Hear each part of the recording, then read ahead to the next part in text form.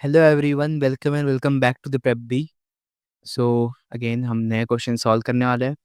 Also जिन्हें ये questions पहले से ही चाहिए, इस वीडियो को देखने से पहले आपको चाहते हो कि सॉल्व हो जाए, तो आप टेलीग्राम ग्रुप ज्वाइन कर लो, चैनल ज्वाइन कर लो। वहाँ पे ये क्वेश्चंस पहले से ही अवेलेबल हो चुके हैं। So okay, let's come to solution part. Question first, what is given? m is equal to 278y 15x 324 is a 10-digit natural number where x and y are single digits. How many values of x and y takes for which m is multiple of 48? अब 10 digit का number है। 10 digit number मतलब यार इतना बड़ा number है, इसको 48 से पूछ रहा है मल्टीपल है या नहीं। ओके ओके, मल्टीपल हमें देखना है। That is this value x plus Y takes for which m is multiple of 48। मतलब x और y ऐसे वैल्यू होने चाहिए जिससे ये पूरा टर्म जो है 48 का मल्टीपल है। अगर कोई वैल्यू किसी का मल्टीपल है, इसका मतलब वो डिविजिबल भी उससे हो सकता है, राइट? मतलब 48 से मल्टीप्लाई करने के बाद ये वैल्यू मिल सकता है, तो डिवाइड भी होना चाहिए। तो 48 की अगर बात कर ले तो ये कुछ नहीं, मतलब मुझे लग रहा है let's break it into a prime number, और ऐसा नंबर जिससे मैं इजीली देख पाऊँ कि डिवाइड हो पाएगा या नहीं, क्योंकि पहले वो देखना ज़रूरी है। यहाँ से मैं एक्स और वाई भी देख सकता हूँ, बट कैसे निकालना है? सबसे पहले रूल यही है कि आप चेक करो कि वो डिविजिबल है भी या मल्टीपल है या नहीं। तो यहाँ पे अगर मैं चेक करने जाऊँ तो ये 16 थ्रीज़ा होता है 48। 16 अगेन मुझे 16 का डिविजिबिलिटी रूल नहीं पता, तो मैं इसको और ब्रेक करूँगा। It will become 8 टूज़ा। ठीक है, 8 का डिविजिबिलिटी रूल मुझे पता है। लास्ट 3 डिजिट जो है इसे डिवाइड करके देखो। अगर ये डिवाइड हो रहा है मतलब yes this number is divisible by 8। So because 2 से तो हो रहा है, डायरेक्टली दिख रहा है 2 से डिवाइड हो रहा है। 3 से चेक करना पड़ेगा। 3 से चेक करने कैसे करते हैं? सम कर लो फिर डिवाइड करके देख लो। मैं 8 से देखूंगा पहले कि 8 से हो रहा है या नहीं। तो 8 से डिवाइड करेंगे तो 8 से 8 ओके 32 तो आ जाएगा, बट 4 नहीं डिवाइड हो पाएगा, तो मतलब 8 से डिवाइड नहीं हो रहा है। अगर ये टर्म 8 से डिवाइड नहीं हो रहा है तो यार इसका मल्टीपल कैसे होगा, राइट? अगर ये डिवाइड ही नहीं हो रहा तो मल्टीपल कैसे होगा? तो यार इसका आंसर सिंपल हो जाएगा। क्या पूछा है? How many values of X, how many values can X Y take? तो 0 वैल्यूज, खत्म, इजी था। बट लॉजिक समझ में आया। लॉजिक क्या करना है? डिवाइड करके चेक करो कि वो डिवाइड हो रहा है या नहीं। उसके बाद तो आप सॉल्व करोगे कि हाँ भाई डिविजिबल है। अब एक्स और वाई कौन सा वैल्यू है, क्या है, कैरी करते हैं, चेक कर सकते हैं हम। मुझे आपका ये भी कह सकते हो कि यार आपने 3 से क्यों नहीं चेक किया? बिकॉज मैं 3 को लास्ट में इसलिए रखा था, सिंपल है। जब मैं ऐड करूंगा तो मुझे ऐसे वैल्यू बनाना होगा जो 3 से डिवाइड हो। तो बिकॉज मेरे पास एक्स और वाई है ही नहीं, तो ऐड करके तो कोई मतलब ही नहीं बनता, राइट? तो मैं ऐड लास्ट में ही करने वाला हूँ, जब ये मुझे पता चल जाए, कंफर्म हो जाए कि यस वो 8 से भी डिविजिबल है, 2 से भी है, मतलब टोटल 16 से डिविजिबल है वो। उसके बाद जो भी वैल्यू होगा वो 3 से फिर मुझे चेक करना है। सबका सम निकाल के मैं चेक करूँगा कि यार वो डिविजिबल है या नहीं। उसके बाद जो भी एक्स और वाई की वैल्यू मैं चेक कर सकता हूँ। बट यहाँ पे डायरेक्टली दिख गया कि 8 से डिविजिबल नहीं है, तो इसका आंसर हो जाएगा 0। Let's come to next question. Now second question geometry से है। ज्योमेट्री के क्वेश्चन वैसे तो मुझे बहुत गंदे लगते हैं, बट ठीक है, ये तो और गंदा सा दिख रहा है। लेट्स सी क्या हो सकता है इसमें। गिवन क्या है? A P A Q and B C. A P कहाँ है भाई? ये है ए पी, ये है ए क्यू, ये है B C. Are 3 tangents to the circle. ये 3 टेंजेंट है सर्कल में। हैविंग सेंटर ओ, ये है centre O as shown in the figure, ठीक है। Find the measure degree of angle B O C. B O C कहाँ है भाई? बी ओ सी, अच्छा अच्छा, एक्स की वैल्यू निकालना है मुझे। ठीक है, तो मुझे क्या निकालना है? एक्स निकालना है। ये क्लियर रखते हैं कि एक्स मुझे निकालना है।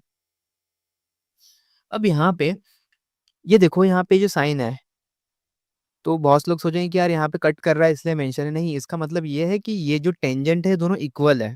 ठीक है, ये दो जो टेंजेंट है वो कैसे इक्वल है। तो अब यहाँ पे दो प्रॉपर्टी यूज होती है। सबसे पहले तो जो प्रॉपर्टी है वो ऐसा कहता है कि ये जो लाइन है, लेट्स से ये दोनों कैसे इक्वल है। तो अगर ये दोनों इक्वल है और दो लाइन एक दूसरे को ज्वाइन कर रहे हैं, ठीक है, इस तरह से, मतलब एंगल बना रहे, ट्रायंगल मतलब बना रहे, समझ के चलो, ठीक है। दो टेंजेंट जब इक्वल टेंजेंट हो और वो इस तरह से ज्वाइन हो जाए, तो यहाँ से टेंजेंट का जो ये पॉइंट है जो भी सर्कल को टच कर रहा है, उससे अगर मैंने सेंटर को टच किया, ठीक है, तो इस तरह से जो वैल्यूज मिल रही, ये जो एंगल बनेगा वो बनेगा 90 degree.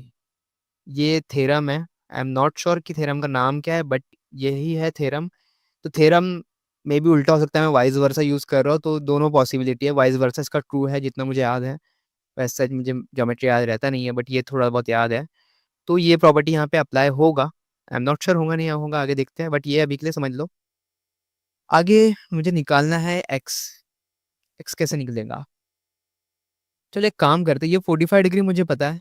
This value is 45 degree. अगर मैं यहाँ से एक लाइन ड्रॉ कर दूँ, अगर मैंने यहाँ से एक लाइन ऐसे ड्रॉ किया, स्ट्रेट लाइन, तो अज्यूम कर लो कि ये जो लाइन है ये एंगल ए को इक्वल पार्ट में कट कर रहा है। मतलब ये एंगल यहाँ पे जो आधा बचेगा, 45 का आधा कितना हो जाएगा, 22.5।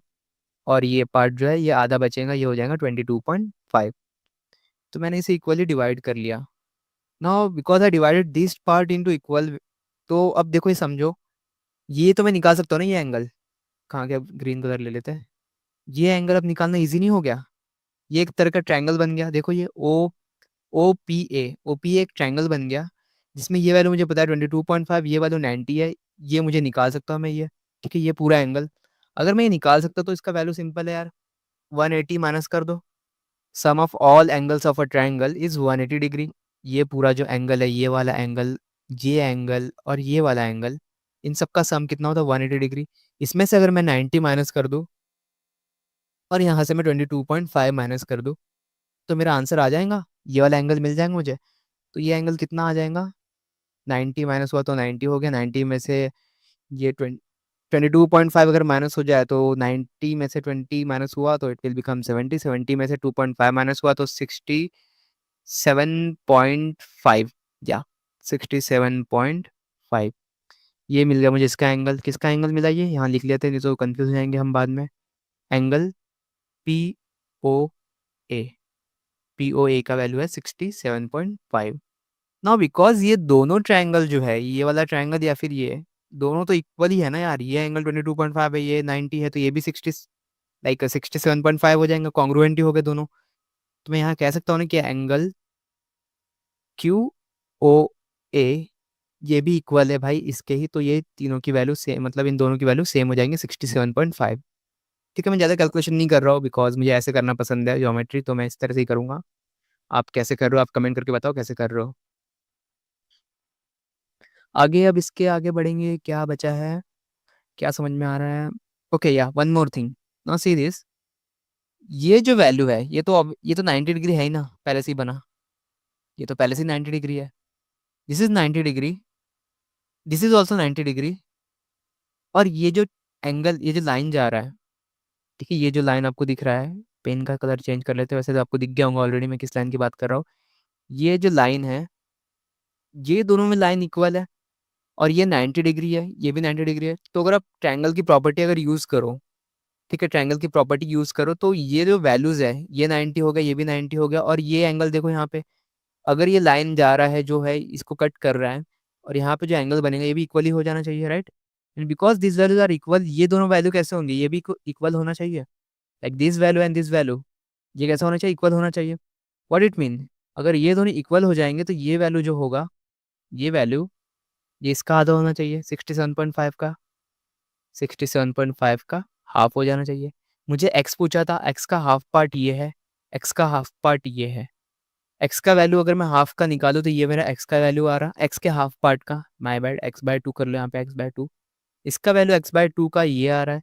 तो एक्स का वैल्यू क्या आ जाएगा? एक्स का वैल्यू आ जाएगा 67.5। आ गया आंसर यार। ना एक क्वेश्चन है जो आपको डाउट हो सकता है, मैं फिर भी समझा देता हूँ यहाँ पे मैंने क्या किया। ये हाउ आई अज्यूम्ड कि ये इक्वल होगा, तो मैं इसे इरेज करता हूँ, फिर से समझाता हूँ, तो आपके लिए ईजी जाए, आपको समझ में है कि मैंने क्या किया वहाँ पे। देखो इनिशियली तो मैंने समझाया था प्रॉपर्टी क्या यूज़ किया, 90 डिग्री मैंने कैसे बनाया, कैसे एज्यूम किया, क्योंकि वो थ्योरम है। वो थ्योरम तो अब थ्योरम है, तो आप क्या ही कर सकते हो उसका। यहाँ समझो, ये 90 डिग्री बन गया आपका। यहाँ से एक लाइन जा रहा था जो इसमें टच हो रहा है, यहाँ पे एक 90 डिग्री बन रहा है। ये जो लाइन है ये कॉमन है, ठीक है, ये कॉमन लाइन हो गया, एंगल हो गया। यहाँ से ये जो लेंथ है, ठीक है, और ये जो लेंथ है ये भी कॉमन हो गया। अब देख लो यहाँ पे ओपी जो है ये किसके इक्वल हो गया? यहाँ पे कुछ नामकरण कर देते इसका, लेट से एम कर दो, ठीक है।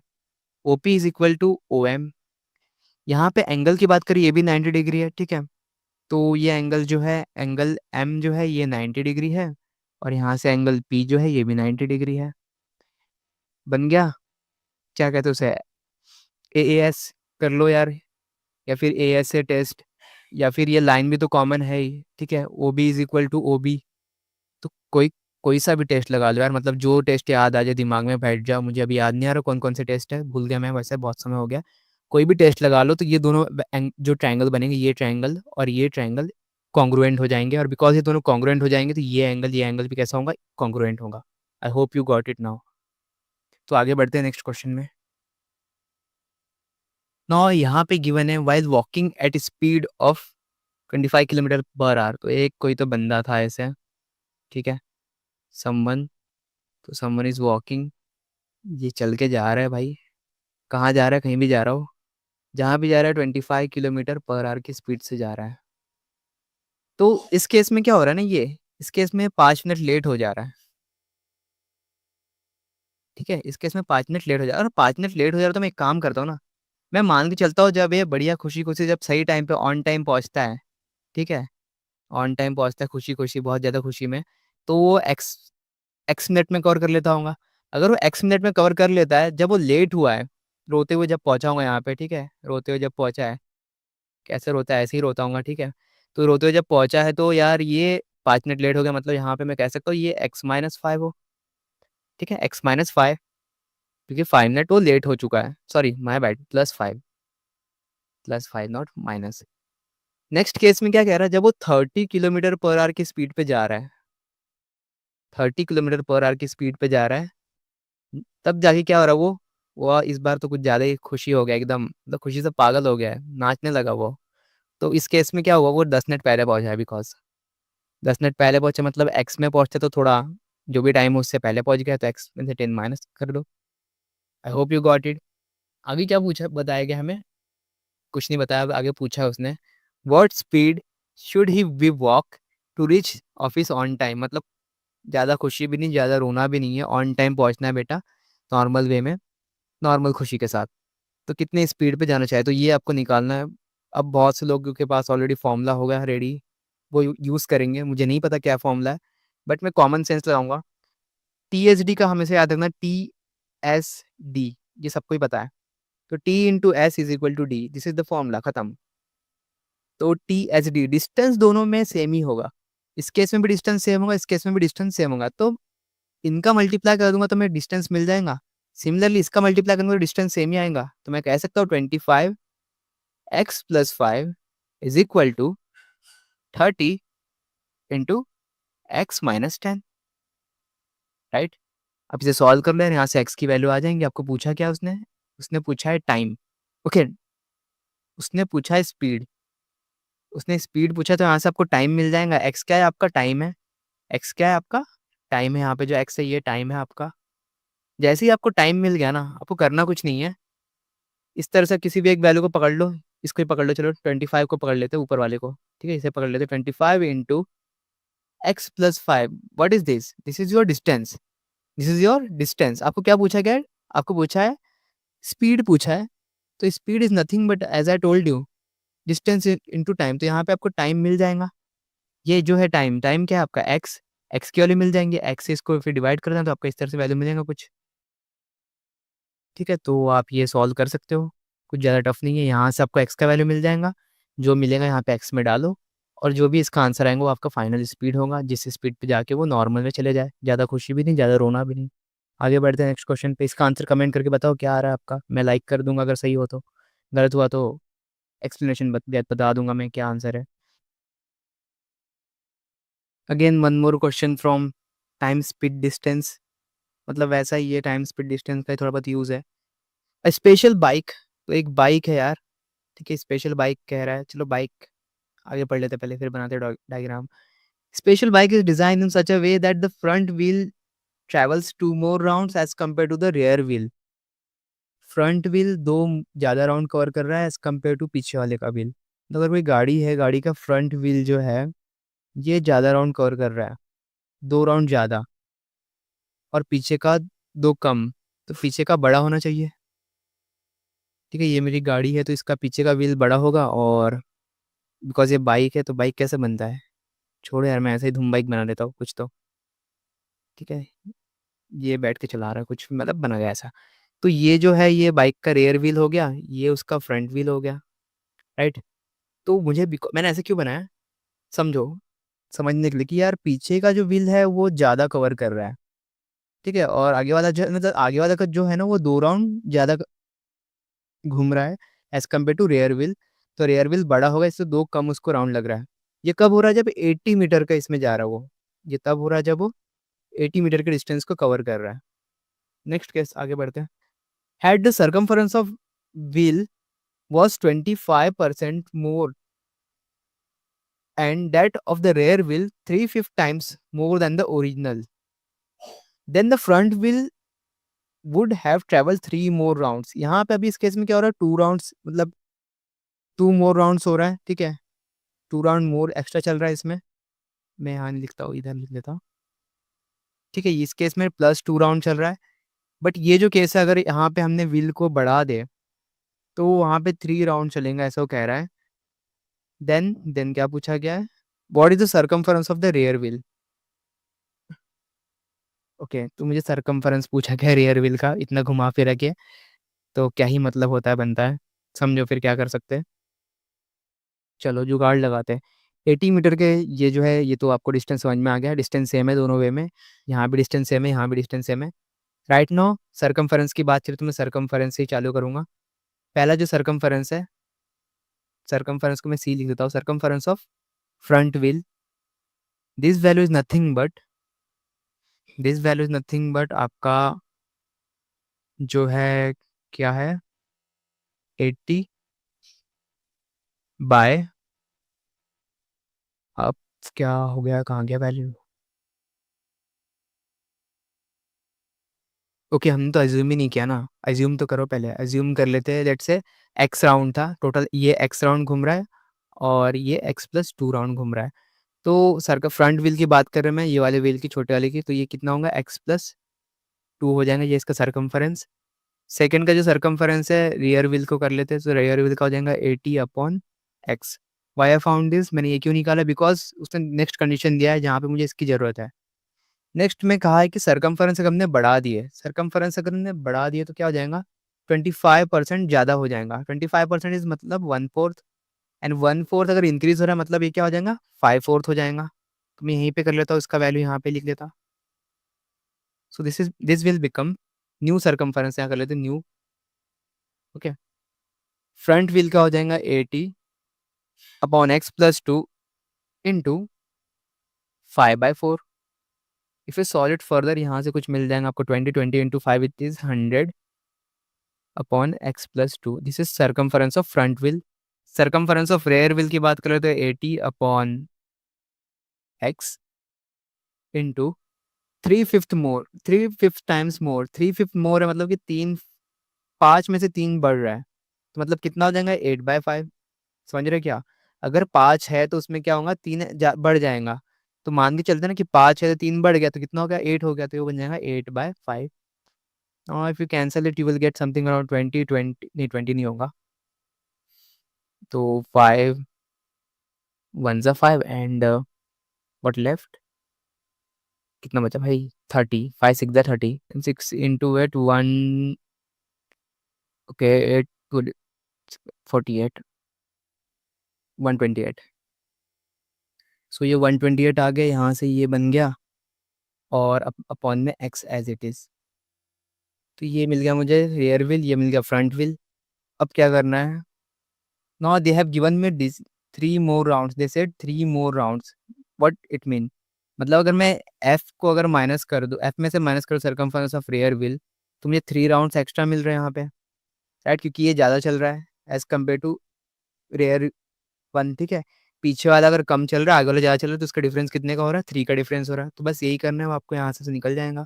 ये होगा आपका 100 upon x plus 2 minus 128 upon x is equal to 3। यहाँ से सॉल्व करूँगा तो x की वैल्यू मिल जाएगी, ये तो आप कर ही सकते हो, इतना मेहनत तो हो ही जाएगा आपसे। I hope you got it, logic में समझ में आया क्या करना है।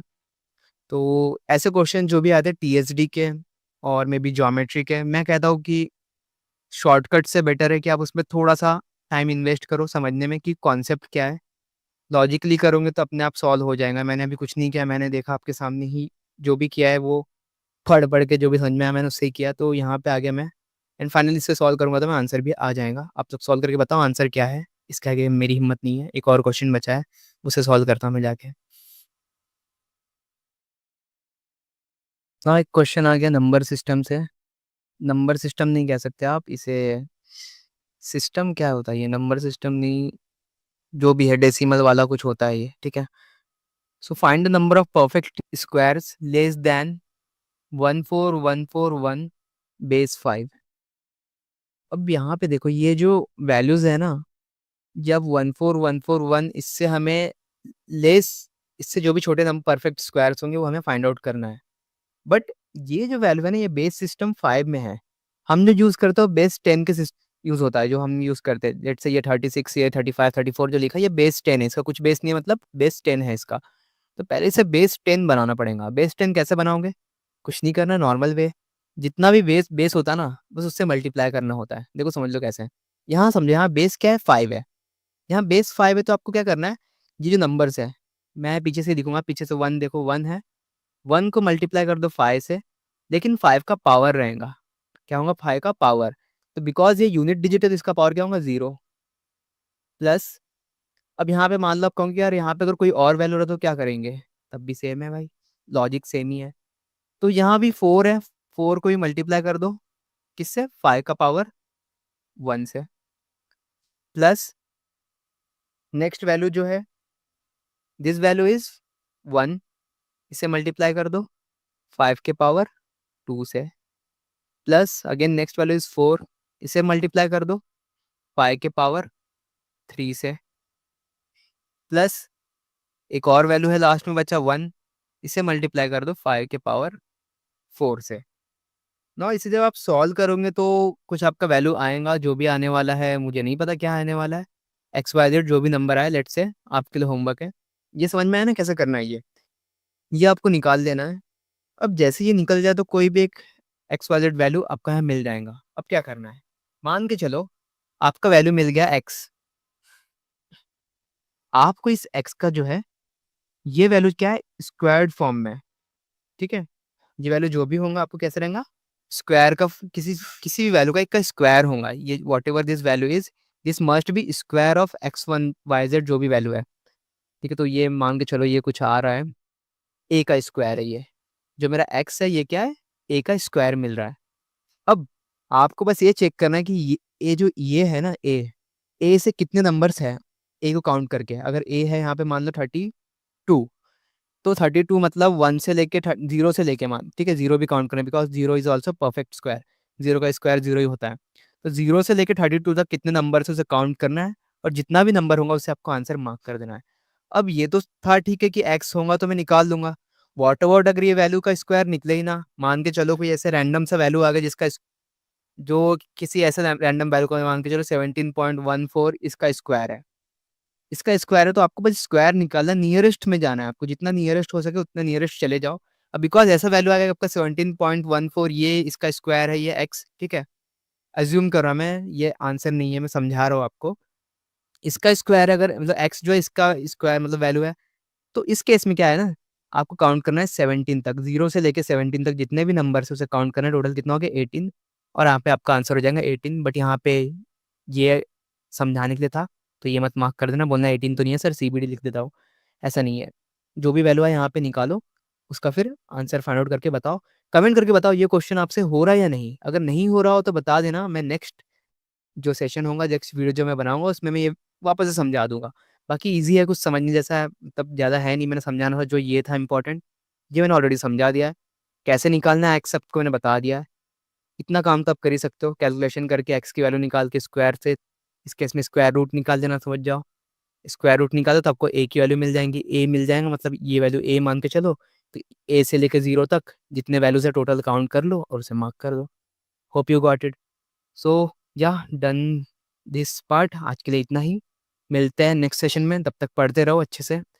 और या अगर आपको लगता है कि ये अच्छा है, वैल्यू ऐड कर रहा है, अपने फ्रेंड्स को भी शेयर करो, उन्हें भी बोलो पढ़ने के लिए। अकेले अकेले लिखना नहीं पड़ता है, फ्रेंड्स को भी शेयर करना पड़ता है। Okay, see you in the next session, till then take care, bye bye, जय सिया राम।